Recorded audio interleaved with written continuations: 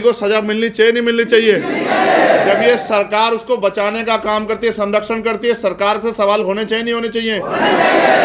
मगर अभी तो जो सवाल करता है, सरकार के लोग उसको पकड़ के जेल में गिर देते हैं, चाहे वो पत्रकार हो चाहे सामान्य आदमी, जो भी सरकार सवाल करता है उसको जेल में डाल देते हैं। आगे बढ़ो। इस देश में जब आजादी आई तो धन धरती राजपाट में बंटवारा नहीं हुआ। जो गरीब था वो गरीब रहा, जो अमीर था वो अमीर रहा, अमीर और आगे बढ़ते गए, गरीब और नीचे को जाता गया, टैक्स लग गए, तमाम तरह की समस्या खड़ी होगी। अब ये है, मेरा ये मानना है कि इस देश में 100% रिजर्वेशन होना चाहिए, जिससे कि जिसकी जितनी संख्या भारी उसकी उतनी हिस्सेदारी, इस नारे को भी बल मिले। कब तक हम लोग सड़क पे खड़े होकर तमाशा देखते रहेंगे? इस देश में 2% सरकारी नौकरियां हैं। पहले तो हमें उनको बढ़ाना है, सरकारी सिस्टम को, उसको हमें बढ़ा के 60% पे ले जाना है। सारा प्राइवेट सेक्टर खत्म करके, भले ही इसके बाद पूंजीपति को अच्छा ना लगे, और पूंजीपति हमसे खूब लड़ाई लड़े, उनसे लड़ लेंगे, लेकिन लड़ाई है गरीबों के हितों की। तो चाहे इस सेक्टर को बढ़ा के 60% करना पड़े। 60% नौकरियां हैं, 60% नौकरी आएगी, रिजर्वेशन का फॉर्मूला कामयाब होगा तो 52% पिछड़े वर्ग के लोगों को 52% नौकरी मिलेगी। 100 नौकरी आएगी तो 52 बच्चे जो हैं IAS IPS पिछड़े वर्ग के बनेंगे। पाल का, प्रजापति का, कश्यप का, राजभर का, निषाद का, मौर्य का, साक्य का, जाट का, गुजर का, कुर्मी का, तमाम के बच्चे लगेंगे। चमार का, वाल्मीकि का, धोबी का, पासी का, कोरी का, खटीक का, सबके बच्चों को अवसर मिलेगा। जब कुर्सियों में बैठोगे, उस सदन में जाओगे, तभी तो अपने लिए कुछ कर पाओगे, तभी तो कोई पॉलिसी बना पाओगे। तो इसलिए 100% रिजर्वेशन इस देश में लागू होना चाहिए। और स्वर्ण जातियों का मैं सबसे बड़ा हितैषी हूँ। जो मीडिया के साथी होंगे, मेरी बात जान लो, आपके बिल्कुल अहित नहीं होने देंगे। आपकी आबादी जनगणना हो जाए, पता लग जाए कितनी है। मेरा वचन है, जितनी आबादी आपकी है उतनी ही 1% और बढ़ा के नौकरी आपको दिलाने का काम करेंगे, और बाकी हम जो बहुजन समाज के लोगों को दिलाने का काम करेंगे। न्याय होगा, न्याय, समझते हो?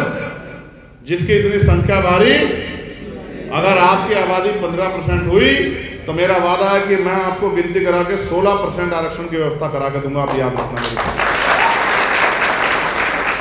लेकिन 84% पिछड़े, दलित, आदिवासी और अन्य धार्मिक अल्पसंख्यकों को भी आपको देना पड़ेगा, दिल बड़ा करके। आप ये मत सोचो कि भाई किसी का हिस्सा खा के आप आगे बढ़ जाओ, ठीक है? नहीं। दूसरा, 18% करीब कितनी आबादी है मुस्लिम समाज की? 18 करीब काउंटिंग हो जाएगी तो पता लग जाएगा। बिहार में तो हुई, तो 18% करीब मुस्लिम समाज की आबादी, 18% ही आरक्षण की व्यवस्था मुस्लिम समाज के लिए भी होनी।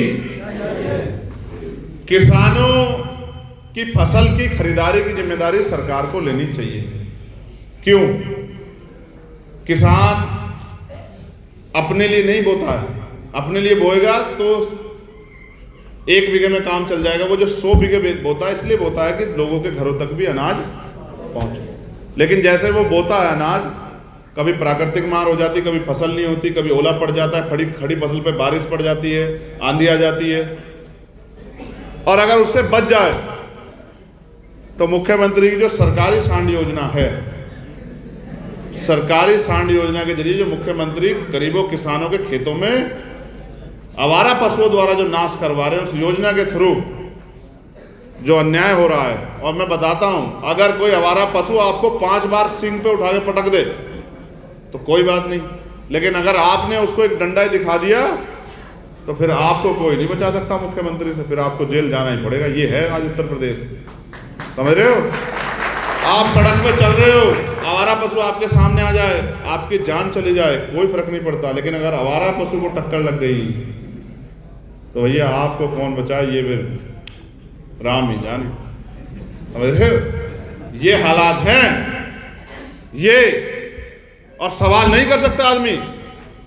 आज अभी कुछ दिन पहले किसान के पास जो जमीन थी, सरकार ने कहा जमीन हमारी है, और उस किसान ने सब जगह मांग करी, भाई मेरा आय का साधन यही है, मैं क्या करूं, मैं अपने बच्चों को कहां लेके जाऊं? कोई नहीं सुना, तो उसने आग लगा दी, वो किसान मर गया।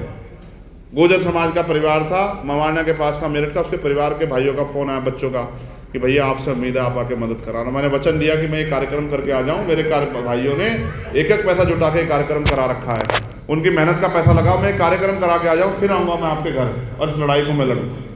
तो मैं तो कोशिश करता हूँ किसी की भी लड़ाई मुझसे चूके ना, चाहे वो किसान आंदोलन रहा हो, NRC का आंदोलन रहा हो, सी का आंदोलन रहा हो, महिला पहलवानों का आंदोलन रहा हो, हर लड़ाई को हमने आगे बढ़ के लड़ा ना हमने जाति देखी ना धर्म देखा, सबसे ऊपर उठ के, क्योंकि हम भारतीय संविधान को मानने वाले लोग हैं।